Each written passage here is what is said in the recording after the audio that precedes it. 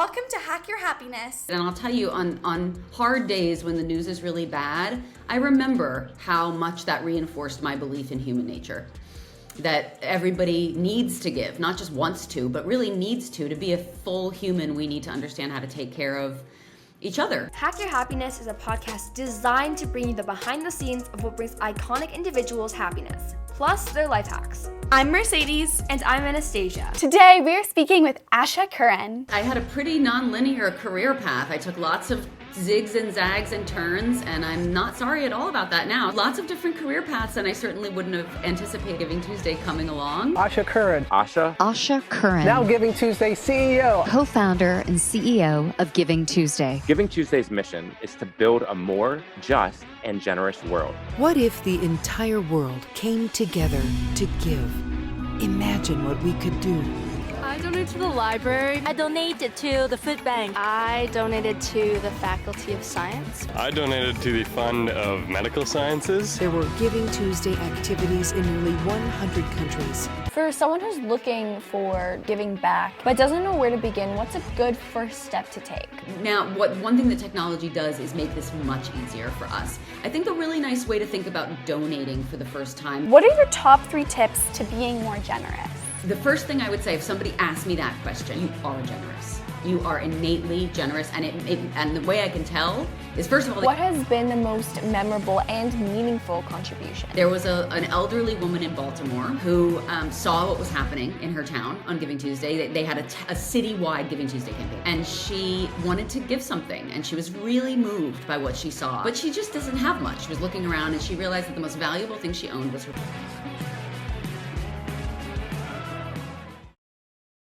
Welcome to Hack Your Happiness. Welcome, Asha. Nice to be here. Thank you for having me.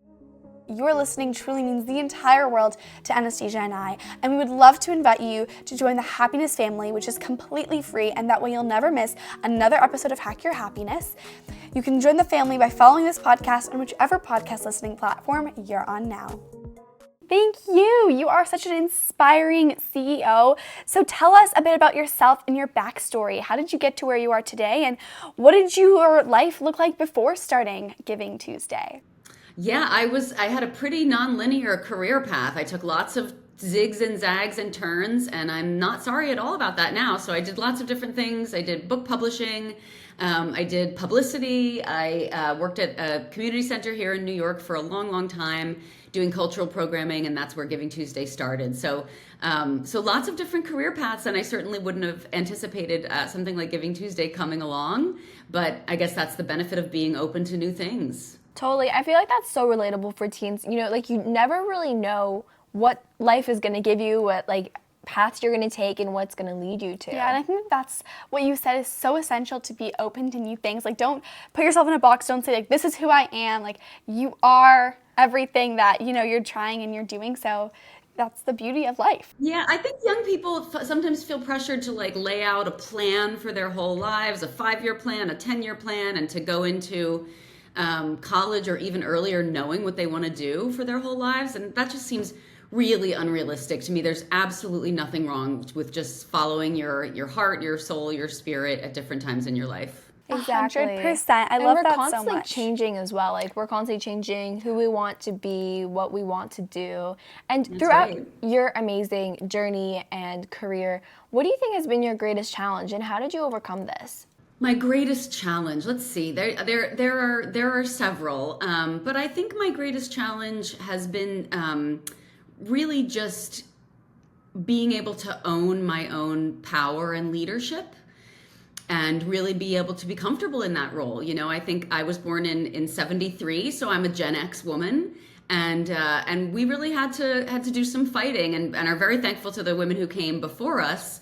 But definitely had to do some fighting to get up that ladder, and hence the famous imposter syndrome, right? That plagues both men and women equally, but I think it holds women back more than it does men. So I think that my biggest challenge has been hitting a hard part of the path and just keeping on going, not giving up, not thinking less of myself, but just soldiering forward.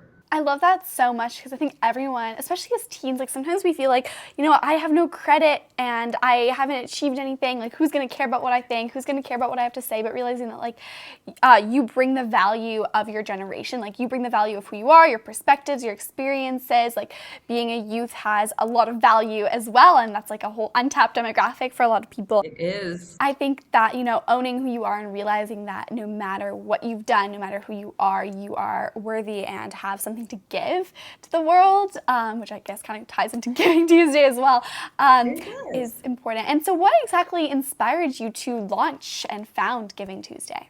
Well, not with any kind of plan, not with any kind of vision that it would become anything that it has become.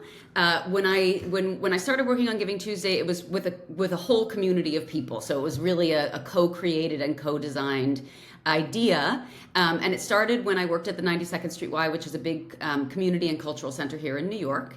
And I was Chief Innovation Officer there, and my job was to reimagine programming around the word community for the 21st century. So what does community mean in an era where there are essentially no borders in one way and stricter borders in another way. But this sort of hyper-connectivity that means that we're all in touch all the time and everybody's ideas get equal airing. And what did that mean for building community? And what did it mean for giving and for making the world a better place? So the idea was really, it's 13 years old now. So in the time that it started, social media was very, very different than now. There were only a couple of platforms. Everybody was on either one or both of them. Not everybody, but almost everybody. Now there's a lot more platforms. They're very ideologically aligned. So people tend to be on one or on a different one or on LinkedIn just because it's professional. But back then there was really like more of a critical mass on each platform. And so we were really trying to think about how do you use those digital platforms for good? It wasn't that they were being used for bad then. It was just that they were silly. They were like just a lot of, I guess there's still a lot of dog and cat videos being shared, but like basically that was what it was. Like that was what Twitter was at that point. And so like, how do you harness that power to help people realize their best potential, help them to do as well as they can for themselves and the world? And that was really the idea. So it was just a hashtag to begin with. And then, wow, the response was just greater than we would ever have anticipated. And I'll tell you, on hard days when the news is really bad, I remember how much that reinforced my belief in human nature. That everybody needs to give, not just wants to, but really needs to be a full human. We need to understand how to take care of each other, right? And the planet we live on and all that good stuff. So the way that people communicate and care about things was changing in a digital environment. And I think that Giving Tuesday just harnessed the beginning of that change. And ever since then, it has just grown really exponentially every single year. More people, more countries, more money donated. But we also really try to stress that generosity is not only about money. It comes in many, many forms. Absolutely. And that is so important, I think, to living a happy and fulfilled, lifestyle. I think such a key part of happiness is connection and is helping other people. And so like when we can, give to someone, whether it's money or whether it's, our time or whatever it is that we're giving, I think there's such a powerful response that we get. And I think that shows like by the incredible growth that you guys have experienced and the incredible response and how people, we go on social media, not just for the entertaining content, but also to, see what's going on in the world, connect with people we know, connect with people that we know only because of the online realm, as well as to, make a positive difference, even if it's just, with a hashtag at first especially. And I think that's so beautiful. And it kind of gives us hope, I think, especially sometimes the world seems so negative, like everyone is selfish or just paying attention to themselves. And so I think like when we look at things like Giving Tuesday and like all the people doing good on social media, those good news types of accounts, like we can see like there's so many good people in this world and we can participate, and when we participate we feel so good too. Totally. And I feel like we oftentimes underestimate. I read this article talking about the World Happiness report, and it was really interesting because it talked about how people actually underestimate how good other people in the community and in the world actually are. And humans have like so much giving and so much love that we oftentimes just don't really account for. Yeah, I know there was a study, right, Yeah. in that same article that was like people... Yeah, so basically what they had was, what they did was they asked people, how likely would you be to believe whether your neighbors, police, or just random strangers in the area would give back a lost wallet? And then they gave that, and if they found that if a third of people believed that, a stranger would give it back, actually 2/3 of the strangers would actually give they back. dropped random wallets and calculated how many people returned it. A huge amount of people that actually were good, and they gave back the wallet, and they looked for the rightful owner of it. Yeah, and it was so uplifting. I'm not at all surprised to hear that, and it really matches all the data that we have as well. I think we have to be so careful to resist the algorithms that want us to believe so badly that we're all terrible and that we all hate each other. I try to spend as little time on social media as I can, only because it does start lowering my faith in human nature. The kind of nonstop barrage of terrible things happening, people being beaten up, people being pranked, just a total cynicism about human nature. And then I remind myself that they're feeding me that information, right? That there are people who profit off of us not trusting each other and not thinking the best of each other. And I'm not going to fall into that trap, right? I'm not going to make their job easier for them by believing that humans are essentially terrible. Because I'm reminded every day when I'm not on social media that they're not terrible. And the end result of being on social media too much and seeing all of that negativity is that you get cynical, right? You think why bother? Why, this is terrible. And then when you become cynical, you try to do things less, right? So it does serve the entities that would rather that we don't take any action. Because it makes us paralyzed. It makes us feel frozen. Whereas feeling optimistic and hopeful about the world gives us energy and gives us momentum and motivation to get out there and try things. So beautiful, exactly. When we get focusing on the good, we do more good and we feel more happiness. And so kindness and giving to others, like we've been talking about here, plays such a big role in happiness. And you've shared that you believe anyone has the power to change the world through generosity, giving to others, kindness. What are your top 3 tips to being more generous? Let's see. I'll pick 3 at random. How about that? I don't know if they're the top 3 because I think everybody needs a different motivator. But the first thing I would say, if somebody asked me that question, how do I go about being more generous? First of all, I would say you are generous. You are innately generous, and the way I can tell is, first of all, that you're human, and I think all humans are generous, but also that you asked me that question, right? If you're interested in being more generous, it means that you are acting from a place of generosity, even being curious about it. So that's one. And then I would say one thing that I think is a perfectly good way to start if you don't really know how to be active. And the question is not whether you are generous. The question is whether you're acting on that generosity. And it's true that it can be hard to act on your values, right? You feel that you hold them very deeply, but you have to get off the couch and do something about them, right? You have to actually show the world that you feel that way. So I think one really nice place to start is if you're thinking something nice about someone, make sure that you tell them. And that's, every time I really try to pay attention to doing that, I'm so glad that I did. It can make someone's day to just say, oh, I was just remembering this thing about you, or oh, I was just thinking about how smart you are, or oh, I was just remembering this time and thinking about how generous you are, whatever it is, right? Just making sure that it doesn't stay in your own head, you actually get it out.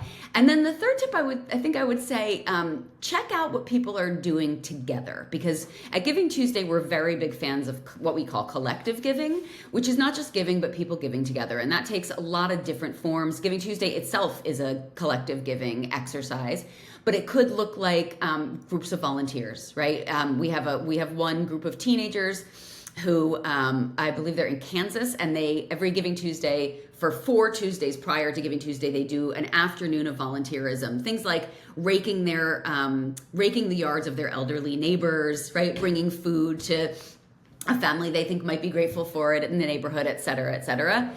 So even starting with little things like that, what is happening in your community that you might be able to feed into? In my community, for example, and I'm in New York, so this is a pretty unusual thing, but somebody created a little free library about a block from my apartment.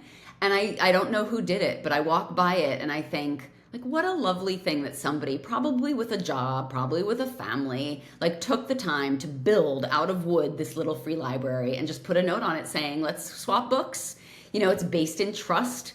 You take what you have, you know, you take what you want to read and you leave what you're finished with. And I think those little community level activations make a huge difference in the daily lives of people who live in those communities. That's incredible, because I think sometimes we think that if we are going to, you know, take part in some sort of charity, or we're going to donate, or we're going to volunteer, it's like an all-in effort and it's going to be hours of energy, and like we want to do it, exactly. But we can't like sacrifice that much time or effort or money or whatever it is. But really, isn't like donating a book or donating a meal, making some cookies for fun and then bringing some to your neighbor's house. Like those are all such simple ways to like they're tiny, yeah. But really meaningful. And you know, it's been shown that like just doing a small act of kindness for someone elevates your own mood for the rest of the day.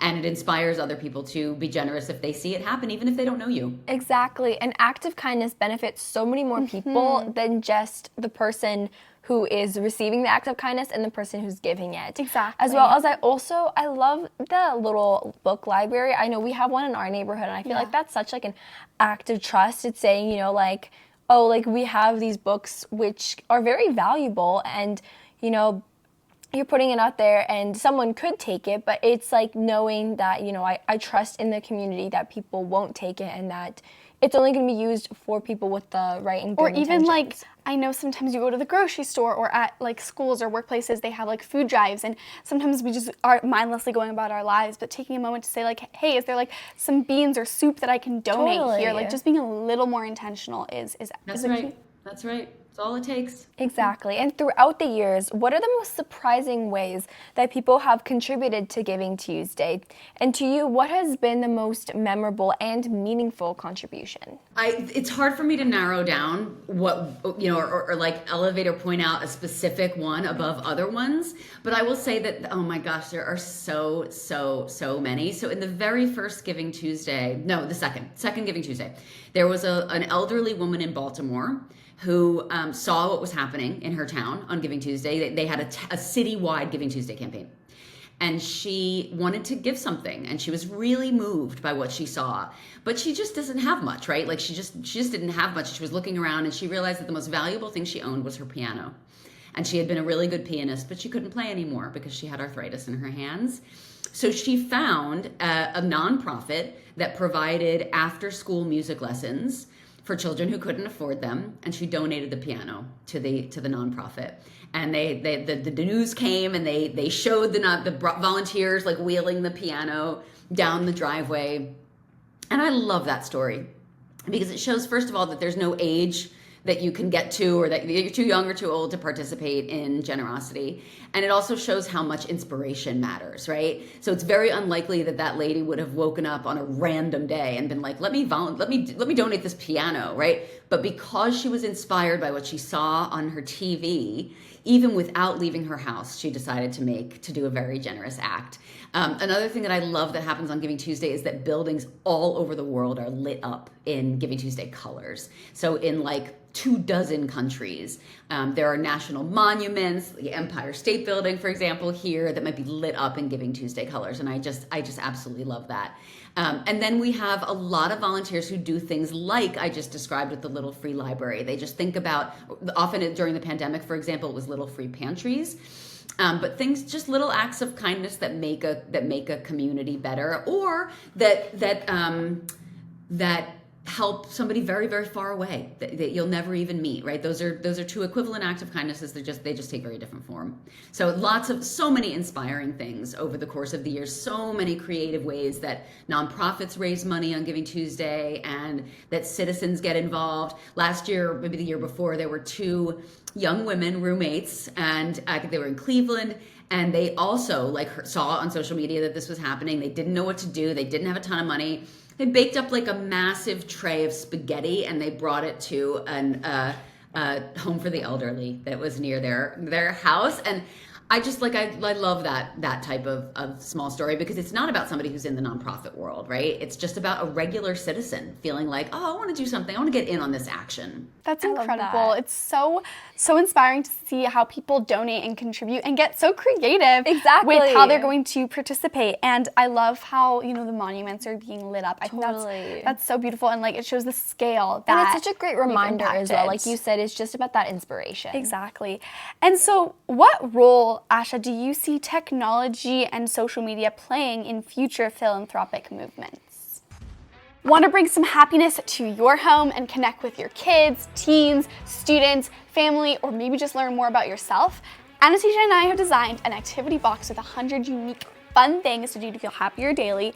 It's got DIYs, activities, conversation starters, reflective prompts. It's called Mission Small Bits of Happiness. And Anastasia, are you ready to pick out the card of the day? I am. All right. Ooh, this is perfect. Eat some fruit with your lunch.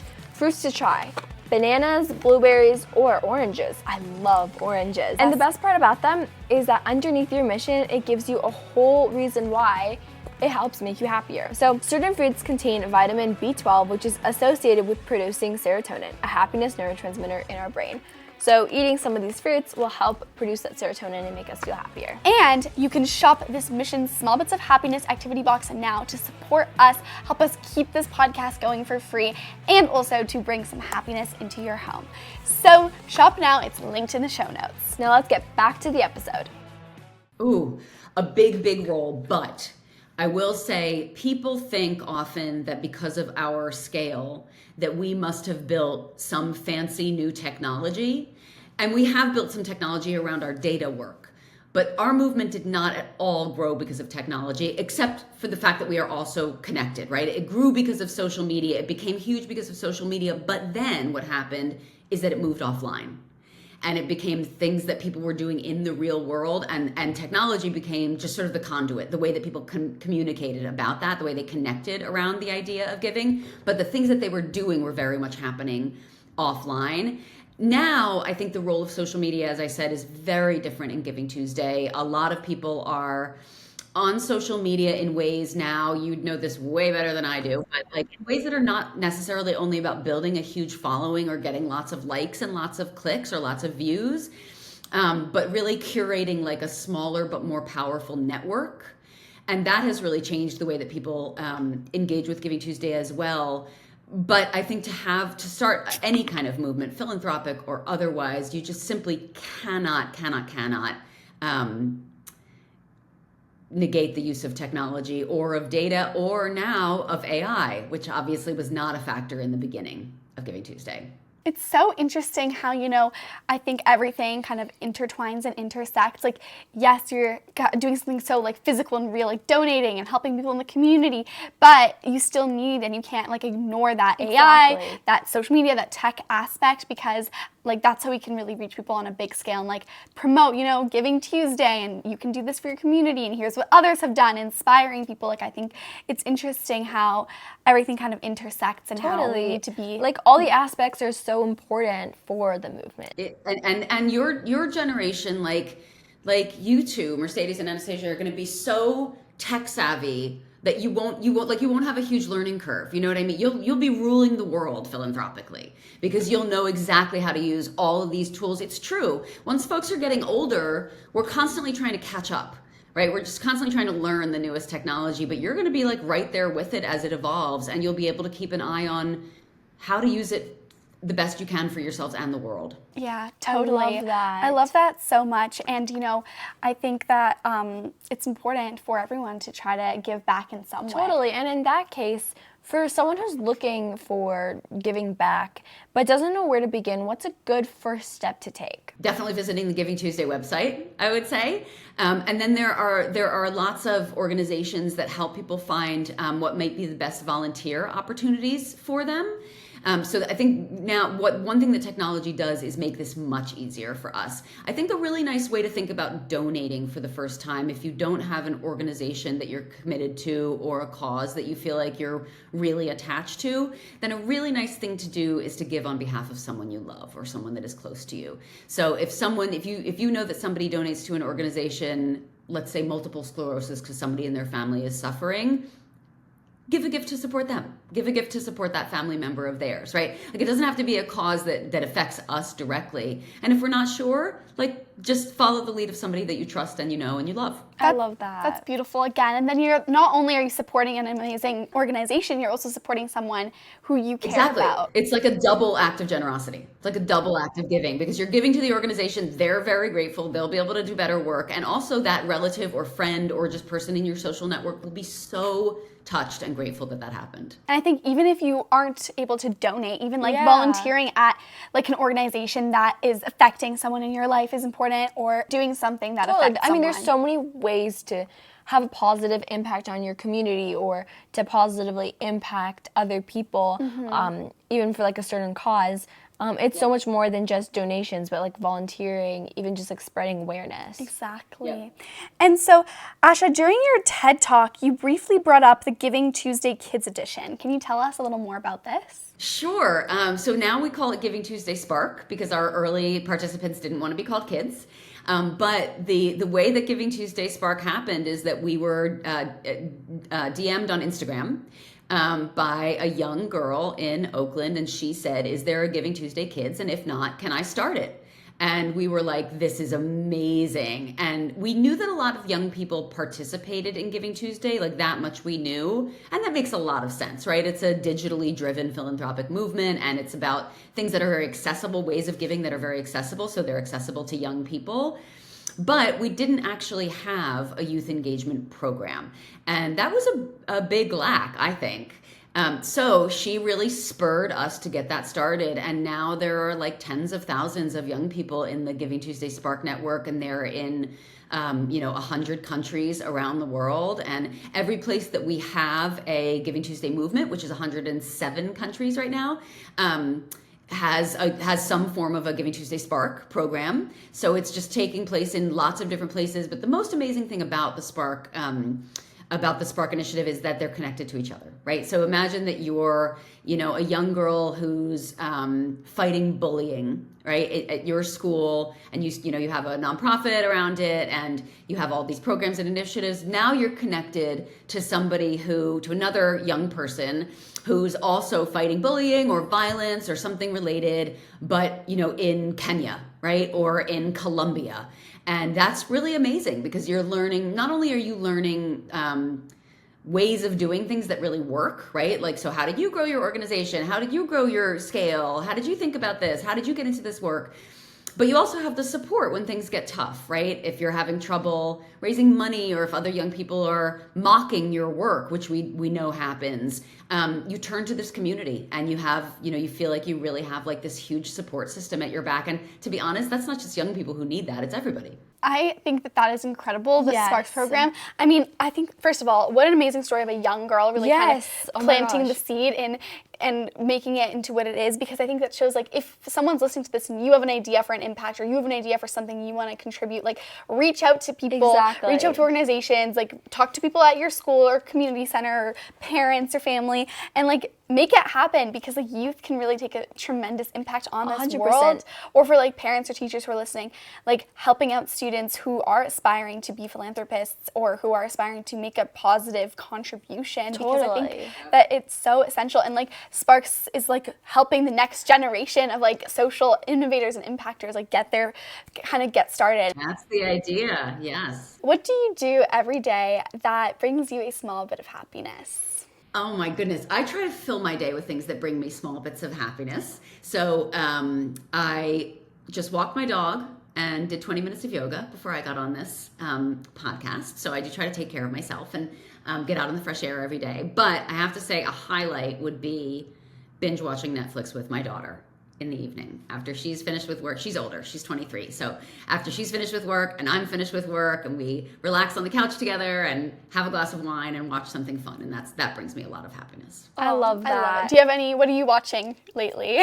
We're watching The Residence. Do you know what it is? It's a murder mystery set in the White House by Shonda Rhimes. It's awesome. It's really fun. Cool. Sounds good. I haven't watched it, but we'll have to. It's fun. It's not like the deepest, most meaningful watch in the whole entire world. There are plenty of those, but it's really fun. It's good to have like something light that you can watch. Yeah, exactly. Some nights we're in the mood for deep and meaningful. Some nights we're not. Totally. I know that's something we love to do with our family as well. Like movie night, watch a whole, like lately we've been on a historical movie kick, like, and we sometimes love we're watching entrepreneurial. Totally. Like, Oh, I love that. Like themed. Exactly. kind of. Yeah, I love that. In our family, we also, I have to say, really like apocalyptic dystopias. So we're like big fans of like The Hunger Games and The Walking Dead and that kind of thing. Oh yes. Totally. So good. So what is a piece of advice you would give your teenage self? Oh gosh, the piece of advice I'd give my teenage self is stop worrying so much what other people are thinking, because other people are not actually thinking about you. They're worrying about themselves.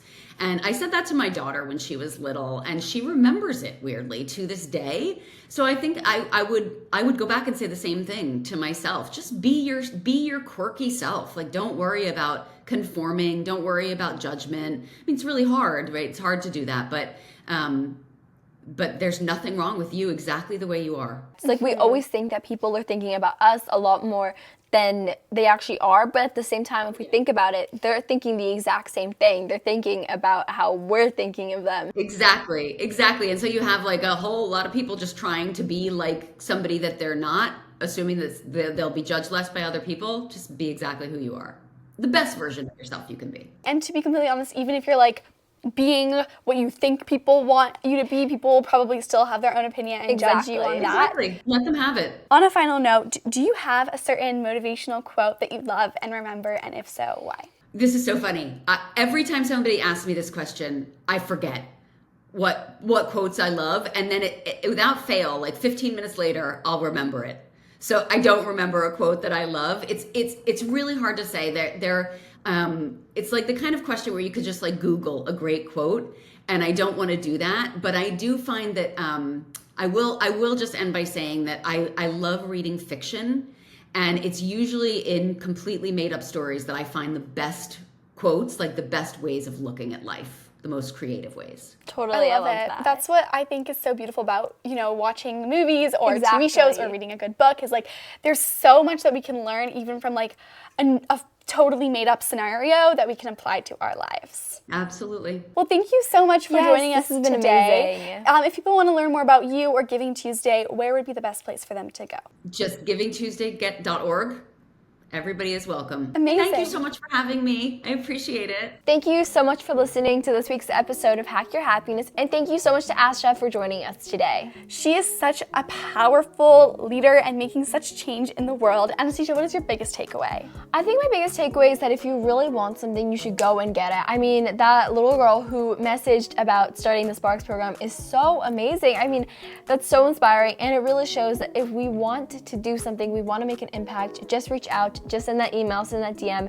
It really has no consequence. Exactly. How about you? I love that so much, and one of my biggest takeaways from today is the fact that any amount of generosity is needed and valued and wanted, and so just go for it. Like, it's so rewarding to us to give, and so even if you're not able to donate, volunteer for a little bit, drop off some books, drop off some canned items, like even compliment someone, like just do anything to give on a regular basis, and there's just so much happiness to be gained from this. Totally, and people are so good by nature. Exactly. If you enjoyed this episode, you should definitely check out our interview with Dr. Kelly Harding, a psychiatrist and best-selling author. Dr. Harding shares how kindness affects our health, hacks to being kinder to both ourselves and others, as well as the inspiration behind her best-selling book. Turns out it's not just receiving kindness, and it's not just giving kindness, it's also observing kindness. All those parties have a benefit. You can listen to our interview with Dr. Kelly Harding now. It's linked in the show notes.